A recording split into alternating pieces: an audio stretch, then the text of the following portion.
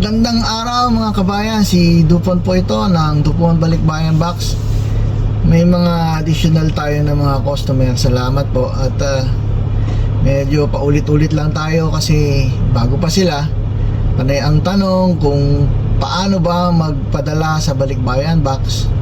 Marami dyan, mga wala pang empty box, mga tanong na yung wala talaga silang kalam-alam, zero, kasi dito na sila lumaki. Yung iba naman asawa nila ang magpapadala, mga ibang lahi. So ganito po, kailangan po ninyong bumili ng Balikbayan Box. Kapag malayo po kayo sa amin, sa mga drop-off station o sa mga agent namin na may mga empty box, pwede pong bumili sa online ng substandard. Yun po yung sinasabi ko noon pa na halos kasing tibay ng mga ibang Balikbayan Box company, kasi recycled paper yung ginagamit noon. So ganun din naman yung sa ibang Balikbayan Box company, nagtitipid na din sila. Siyempre nagko-cost cutting, nagmahal kasi lahat. So ang magagawa lang po natin ay ibigay sa inyo ang link at doon po kayo bumili ng Balikbayan Box na gagamitin nyo. Hindi siya Balikbayan Box na brand, pero kasing standard siya ng size tsaka nung kapal. Pero yung sa strength siguro less, mga 30% less strength kasi recycled lang yun. At mas maganda pa dahil i-deliver po yun sa bahay nyo. So mayroon lang minimum number of boxes na i-deliver nila. Mas practical po yung kaysa po yung kami pag-delivery nyo at sisingilin namin kayo ng delivery fee kasi malayo po sa inyo. Lumalabas mas mahal pa ang delivery fee kaysa sa empty box. Kahit pa ulit-ulit nyo po gamitin yung box na in-order nyo sa online na substandard, iba ang brand, pero tinatanggap namin yung specific lang na design na yun, tatanggapin namin at papalitan lang namin ang Balikbayan Box kapag Balikbayan Box brand ang ginamit nyo. Marami dyan mga kumpanya na Balikbayan Box brand ang tinitinda nila. Pero itong bibigay namin na link dahil malayo po kayo, talaga pong hindi po yun Balikbayan Box brand. Pero masosolve na po ang problema nyo para makapagpadala na po kayo. Ganito na lang po, kapag nagpadala na kayo at pipick upin, doon po kayo bumili ng Balikbayan Box sa agent na magpipick up. May mga agent kami na na may mga sobra-sobra sa mga lumang customer or mga customer na umuwi na, ayaw nang magpa-replace ng box. Yun po, pagkakataon yun na pinamimigay nila yun sa mga customer na mababait, mga magalang kausap, yung mga madaling ka-business. Tapos talagang alam nila na suki nila, pinamimigay nila doon yun. Kasi hindi nila ikikip yung box na yun. Ang purpose nun kasama yung investment nila sa box na yun para ma-market nila. Kaya pag nagpadala ka ng Balikbayan Box, binibigyan ka ng pre-replacement box. Maganda magpadala ng Balikbayan Box kasi naipadadala mo yung pagmamahal mo, pangungulila mo sa pamilya mo, regalo, or kung may business ka, mga produkto ipadala mo sa Pilipinas. Pag iwahiwalayin mo lang po, wag pong pang commercial numbers. Pero meron tayong mga buwan na tinatanggap po natin. May ibang cargo company na tumatanggap po ng ganun. Pero kapag nahuli ka, wala ka mapapala sa kanila, hindi ka nila tutulungan kasi alam nila bawal yun, pero tinatanggap nila. So ang advice ko lang, wag mong gagawin commercial number of item or makipagkausap ka sa cargo company na yon na may commercial yan. Aminin mo ng maayos para ipe-place nila sa tamang location na panahon din na hindi nag-i-inspect at pwesto rin na hindi makikita ng inspector, or i-advance info na nila yung custom na meron ganito dyan. Kung palulusutin mo, we are very grateful, pero pag hindi, sorry si customer kasi nagpadala siya ng ganun. Ano pa ang mga pangangailangan natin? Kung dito naman po kayo sa Houston o dito kayo sa nasa Dallas kayo or nasa Austin, San Antonio, may mga tindahan po na Filipino store na nagtitinda ng empty Balikbayan Box. Ganon din po yung mga agent nila. Pwede po kayong umorder doon sa kanila at madi-deliver po yun sa inyo. Usually hindi sila naghihingi ng delivery fee, isasabay lang nila sa biyahe nila kapag nagpipick up sila. hindi natin sila ma-demand na i-deliver mo yan ngayon kasi hindi mo sila babayaran ng delivery fee. Ang babayaran mo lang ay yung empty box. Ayaw din nilang maningil ng delivery fee kasi nga hindi nila sigurado kung kailan nila ma-i-deliver. Pero maaasahan mo yung mga busy ay lagi po yan nagpapadala ng mga box. Yung mga lugar na yon, at nandoon po kayo, makakapag-deliver siya sa inyo. Kasi madali lang naman, yung swing ibababa, magbabayad ka. Minsan magpapa-advance na sila, bayaran mo by Zelle, bayaran mo by PayPal, bayaran mo by Facebook. Ako nagpapabayad ako ng Facebook, doon sila nagbabayad, tinesend nila. So Zelle tsaka Facebook lang yata yung ano sa amin. Pero may problema kami sa Facebook, ang tagal dumating.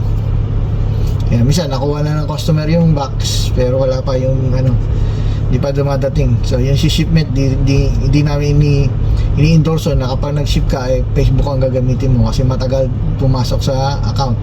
Hindi ko alam kung bakit.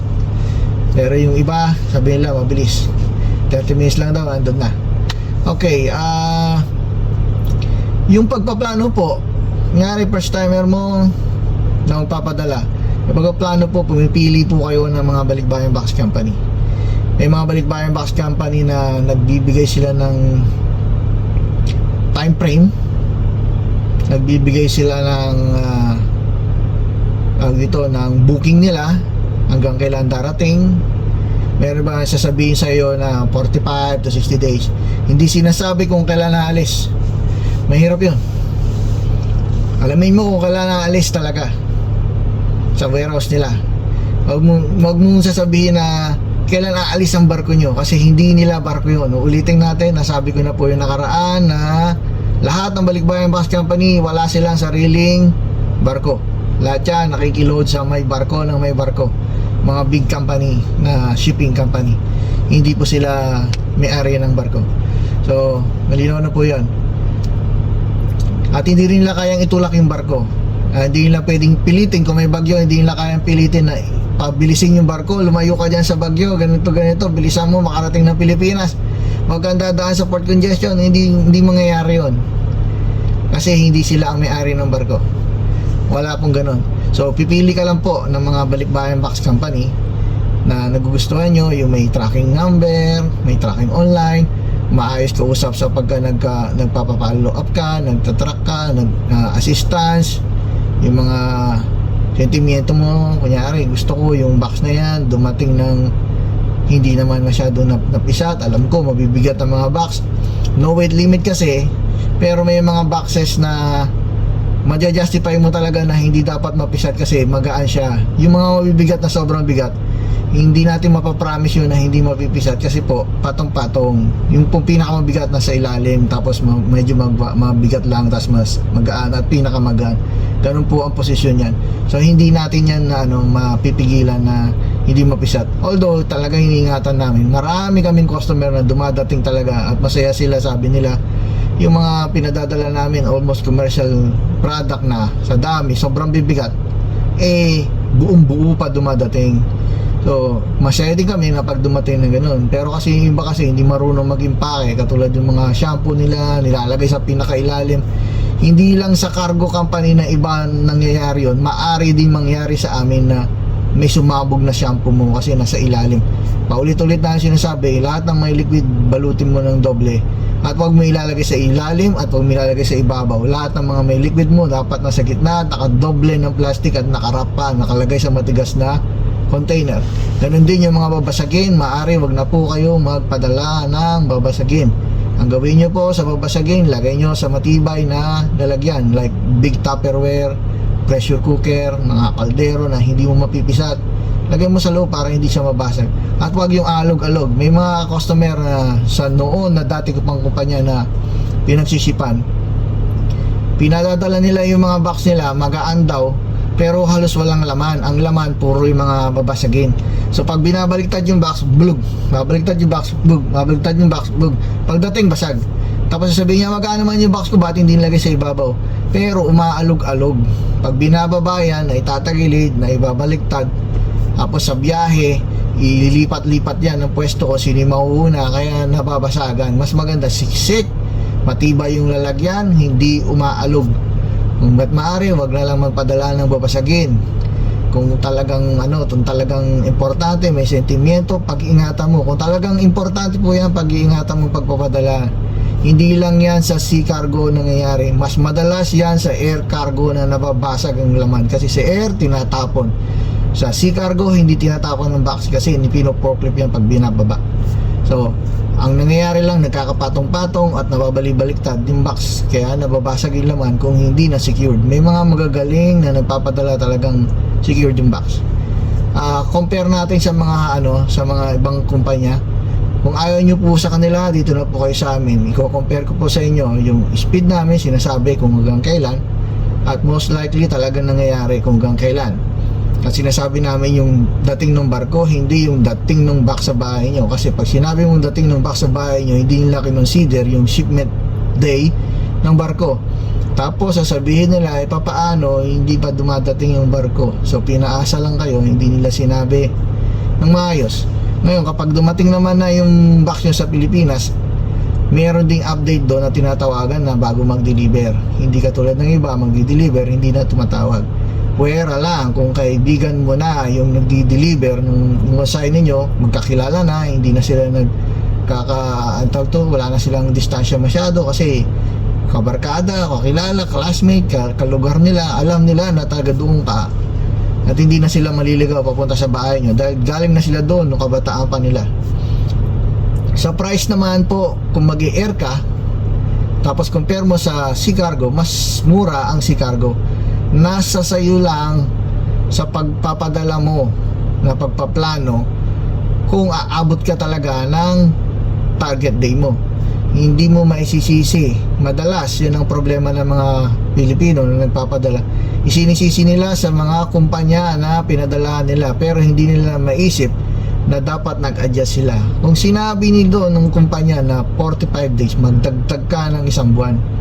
Kung medyo importante yan like kasal, magdagdag ka ng isa't kalahating buwan na delay. Kung sinabi niyang 60 days, gawin mong 90 days or gawin mong 100 days bago dumating yung araw na yun, ipadala mo na. Meron kaming kumpanya na nangyari na gano'n, na nagpadala ng pangkasal. Paulit-ulit namin sinasabi, yung pangkasal ay napaka-importante. Kung hindi importante yung kasal para sa inyo, sige, ipadala mo sa balikbayan box. Kasi kung lumubog yung barko, maaaring mapurnada yung kasal mo dahil wala kang wedding gown. Kung importante yan, bitbitin mo. Huwag mong papadala sa balikbayan box. Kahit na mag-air ka naman kung sakaling may problema pa rin sa air kasi nagkakaroon ng inspection, hindi mo sila maaawat. Kaya nagpaplano po yan. Pagpapadala ka, padala mo ng maayos, maaga, mag-advance ka. Hindi sa pinoprotektahan ko yung kumpanya ng ibang company at kami, kasi ganoon ang nakikita ko na kalakaran. Pipili ka na lang talaga ng maalaga, tumasabay sa timing. Katulad yun, yung box pa lang, kukumpara mo yung box nila, hindi ka sinisila, hindi ka binibigyan ng picture, hindi ka binibigyan ng resibo mo ng kopya, hindi ka na makapalo up, ayaw kang turuan makapag-tracking online. Yung box nila, recycled paper. Yung recycled paper tsaka yung hindi recycled paper, malaki po ang pinagkaiba. Yung recycled paper, kapag ka napisat, boom, nagkakrak yung gilid, sumasabog. Kapag sumabog na, anong yun ang mangyayari? Nahuhulog yung laman. At kung nahulog yung laman, ipapasok nila ba yun? Hindi. Bakit? Kasi magkakaroon ng marking na papasok. So hayaan na nila na nahuhulog yun at sasabihin sa inyo, ito po yung mga nahulog, bibigay sa inyo, ito po yung mga nahulog kasi po di naka-tape wrap yung box nyo. Kaya yung mga recycled ang box nyo, recycled paper, makita nyo sa ilalim, kailangan naka-tape wrap mabuti. Sa amin naman kasi, kahit na hindi siya recycled, naka-tape wrap talaga siya. Tinidagdagan din namin ng tibay kapag nakita namin na may note yun sa may online na dinagdagan namin ng tape dahil hindi niya kakayanin sa bigat. O hanggang doon na lang po. Kapag magpapadala po kayo, kontakin niyo po ulit kami sa DuPont Balikbayan Box. Pwede po sa cellphone 510-331-5545. Hanggang sa muli, DuPont Balikbayan Box. Kung new po kayo, dito na po kayo sa amin. Salamat po.